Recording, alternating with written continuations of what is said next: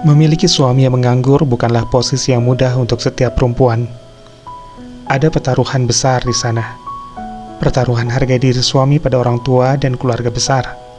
Pertaruhan nama baik keluarga pada lingkungan sekitar, hingga pertaruhan cinta yang pernah diputuskan. Demikian juga sebetulnya untuk setiap lelaki. Kehilangan pekerjaan adalah sebuah pertaruhan untuk kelaki-lakiannya. Pertaruhan tentang harga dirinya di hadapan anak istri, serta pertaruhan terhadap kepemimpinannya dalam mencari solusi. Apa yang akan dikatakan ibu dan keluargaku? Tanya seorang istri pada hatinya sendiri, manakala ia dapati kenyataan suaminya sudah 5 bulan di PHK dari tempatnya bekerja. Ia mengerti, pertanyaan itu tak pernah pantas ditanyakannya pada suaminya yang tengah berduka. Ia juga memahami, sang suami lebih terpukul dengan kondisi ini daripada dirinya sendiri. Beruntung ia perempuan karir. Paling tidak, untuk kebutuhan sehari-hari, gajinya masih bisa mencukupi kebutuhan keluarga. Kegagalan masa lalu dalam berbisnis dan uang pesangon yang tak seberapa membuat si suami takut untuk mengambil pilihan berwira swasta. Lebih baik uang pesangonnya buat jaga-jaga biaya hidup, sembari menunggu aku mendapat pekerjaan baru, ujar sang suami kala itu. Namun, kini uang pesangon itu pun sudah sangat menipis jika tak mau dikatakan habis. Jarak rumah yang berdekatan dengan rumah sang ibu juga menjadi masalah tersendiri. Apa jadinya jika sang ibu menyadari menantunya sudah lama tidak bekerja dan hanya berdiam di rumah? Bagaimana pula perasaan suaminya jika kelak mertuanya menyadari status barunya yang sudah lama tidak bekerja? Belum lagi obrolan tetangga yang mulai terdengar mencari tahu tentang kondisi suami. Alhasil, sang suami sering melarikan diri, terutama saat sang ibu berkunjung menengok cucunya. Masalahnya, intensitas berkunjung ibunya cukup sering ke rumahnya dan tak bisa ditebak harinya. Harus ada yang ia lakukan sebagai seorang istri untuk melindungi harga diri suaminya. "Pak, bagaimana jika Papa mulai besok setiap pagi berpakaian rapi seperti hendak berangkat kerja? Setelah itu, terserah Papa mau kemana dan melakukan apa.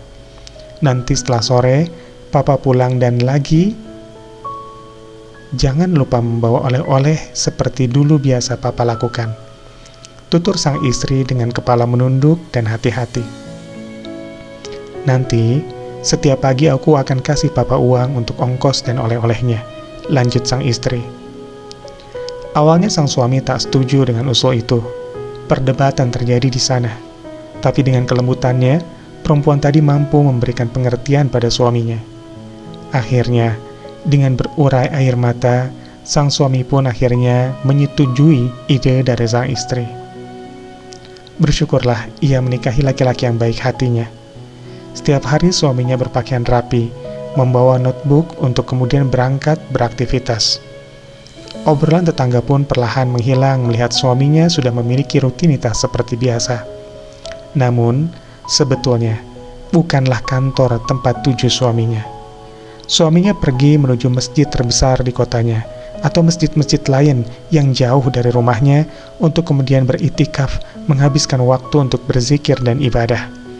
Di sela-sela iktikafnya, ia sibuk mencari lowongan kerja dan memasukkan lowongan pekerjaan. Aktivitasnya berakhir setelah asar. Setelahnya ia bersiap pulang dan tak lupa membeli oleh-oleh untuk dibawa pulang. Setahun berlalu, mereka bersabar dan bertawakal dalam rutinitas itu. Allah pasti akan menunjukkan jalan batin mereka saat itu. Ini bukan sabar yang mudah bagi seorang istri untuk terus memberi uang setiap pagi demi menjaga harga diri suami. Ini juga bukan sabar yang mudah untuk seorang suami yang mau merendahkan hati diberi uang istrinya setiap pagi. Namun begitulah cinta, ia memadukan kebaikan yang terserak di antaranya. Hingga pagi itu kabar gembira datang. Sang suami berpakaian rapi, tapi kali ini dengan senyum yang berbeda.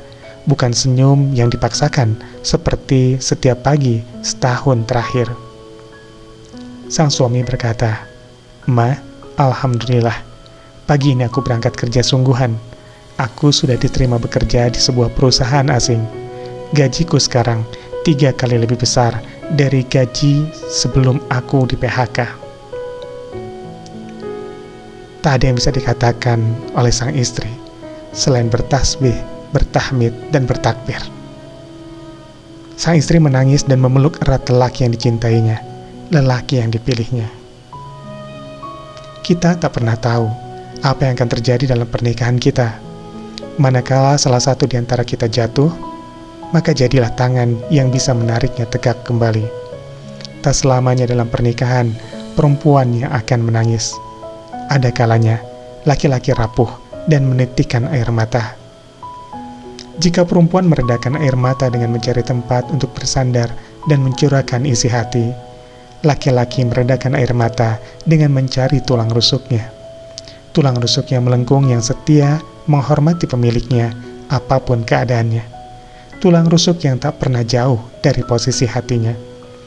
Jika menyediakan dada untuk bersandar dan telinga untuk mendengar adalah keping kebaikan untuk membangkitkan istri yang terpuruk, maka menyediakan kepala yang mau tertunduk dan bibir yang tersenyum setia tanpa banyak kata akan jadi kebaikan untuk membangkitkan suami yang terjatuh.